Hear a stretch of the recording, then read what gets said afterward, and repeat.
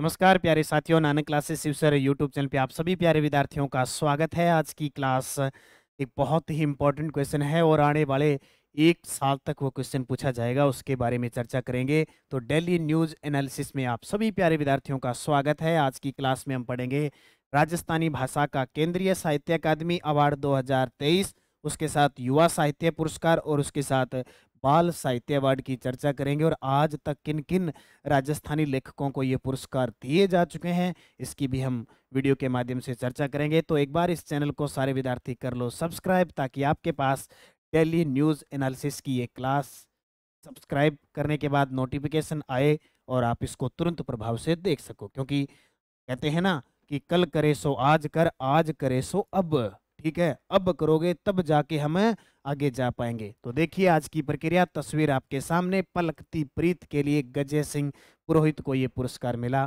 पूरी डिटेल हम पढ़ते हैं। देखिए, राजस्थानी काव्य कृति पलकती प्रीत के लिए किसे केंद्रीय साहित्य अकादमी अवार्ड 2023 राजस्थानी भाषा श्रेणी में देने की घोषणा की गई है। तो ये डॉक्टर गजय सिंह राजपुरोहित को। मैं आपको पहले कुछ थोड़ी सी बातें आपको बताता हूँ जो आपके लिए इम्पोर्टेंट रहेगी। क्या रहेगी? आपके लिए इम्पोर्टेंट रहेगी वो चीज़ मैं आपको बताता हूँ। देखिए, सबसे पहले मैं इन पुरस्कारों की चर्चा करूं तो पुरस्कारों के बारे में बताऊं। केंद्रीय साहित्य अकादमी पुरस्कार, केंद्रीय साहित्य अकादमी पुरस्कार। ठीक है, केंद्रीय साहित्य अकादमी पुरस्कार देता कौन है, कहाँ मिलते हैं? नई दिल्ली में। नई दिल्ली के द्वारा ये दिए जाते हैं। इसमें कितने प्रकार के पुरस्कार शामिल है? इसमें 3 प्रकार के पुरस्कार शामिल है। एक तो सर्वोच्च साहित्य अकादमी पुरस्कार, सर्वोच्च साहित्य अकादमी पुरस्कार अवार्ड। एक इसमें मिलता है बाल साहित्य पुरस्कार, बाल साहित्य पुरस्कार। और एक इसमें दिया जाता है कौन सा? युवा पुरस्कार, युवा साहित्य पुरस्कार। यानी एक तो युवा साहित्यकार को दिया जाता है, एक बाल साहित्य लिखने वाले को दिया जाता है और एक दिया जाता है सर्वोच्च साहित्य अवार्ड। इसमें राशि देखो कितनी कितनी होती है। इसमें राशि होती है 1 लाख रुपए। इसमें राशि 1 लाख रुपए। बाकी ताम्र पत्र, फलक वगैरह प्रशस्ति पत्र दिए जाते हैं। इसमें होती है 50,000 रुपये। कितनी? 50,000। और इसमें भी कितनी होती है? 50,000 रुपये दी जाती है। तीनों क्लियर है? और कितनी भाषाओं में दिया जाता है? ये 24 भाषाओं में दिया जाता है। 24 भाषाओं में प्रदान किया जाता है, किया जाता है। अब आप कहोगे कि सर ये 24 भाषा कौन सी है? तो जाहिर सी बात है आपके दिमाग में आएगा 22 तो है 8वीं अनुसूची में शामिल, बाई 8वीं अनुसूची में शामिल। ठीक है, 22 भाषाएं तो। और 2 एक्स्ट्रा भाषाएं हैं, एक तो है राजस्थानी और दूसरी है अंग्रेजी। इन लेखकों को भी दिया जाता है। ये थोड़ा सा पहले आप कन्फर्म करो, ये बातें आपको ध्यान होनी चाहिए। सर्वोच्च साहित्य अकादमी, बाल साहित्य और युवा साहित्य, इन दोनों में 50,000, इसमें 1 लाख। 24 भाषाओं में प्रदान किया जाता है जो संविधान की 8वीं अनुसूची में शामिल है। ठीक है, और 2 भाषा राजस्थानी और अंग्रेजी में दिया जाता है। और अपने राजस्थान में है तो राजस्थानी भाषा का मिल जाएगा। अब उस डिटेल को पूरा पढ़ते हैं तो उत्तर क्या आ जाएगा? आई डॉक्टर गजय सिंह राजपुरोहित को 2023 के लिए राजस्थानी काव्य कृति पलकती प्रीत के लिए, ये देखो पलकती प्रीत, गजय सिंह राजपुरोहित, तस्वीर आपके सामने। कहाँ के हैं, कौन है, इसकी चर्चा हम करते हैं। देखो, जयनारायण व्यास विश्वविद्यालय, जयनारायण व्यास विश्वविद्यालय जोधपुर में। और वर्तमान में इनके कुलपति भी याद करो, KL Srivastava, professor KL Srivastava, यानी कन्हैयालाल श्रीवास्तव। ठीक है, कन्हैयालाल श्रीवास्तव।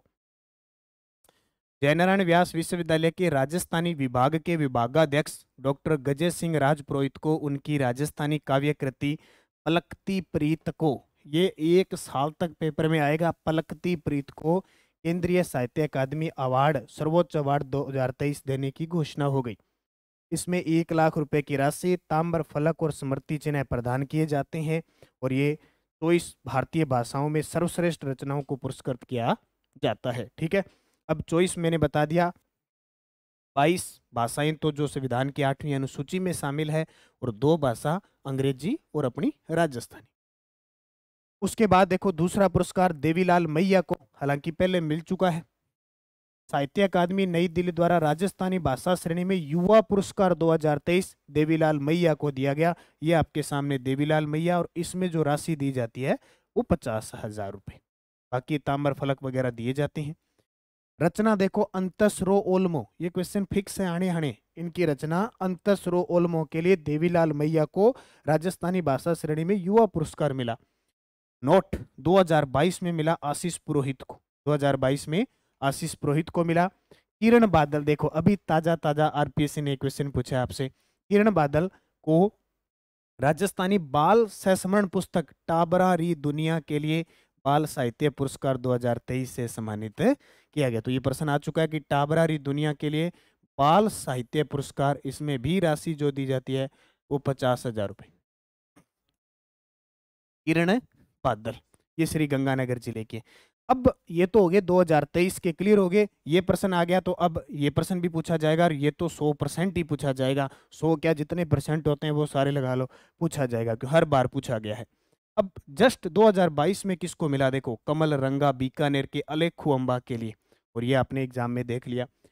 2021 का मिला मिथेश निर्मोही को मुक्ति के लिए, ये भी पेपर में, यानी पेपर में आते आते हैं, फिक्स है। 2020 का डॉक्टर भंवर सिंह सामोर को संस्कृत री सनातन डीठ, इनकी रचना भी पूछे जाएंगे और इनके लेखक भी।